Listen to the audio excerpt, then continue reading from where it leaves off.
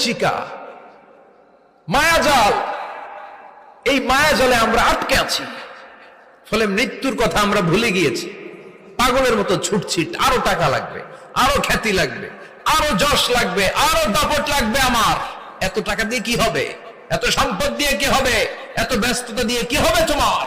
Stop, থামুন, অনেক হয়েছে। আন্না, থামুন। Take a rest, take a breath, and think about death. Think that you have to go back to your Lord.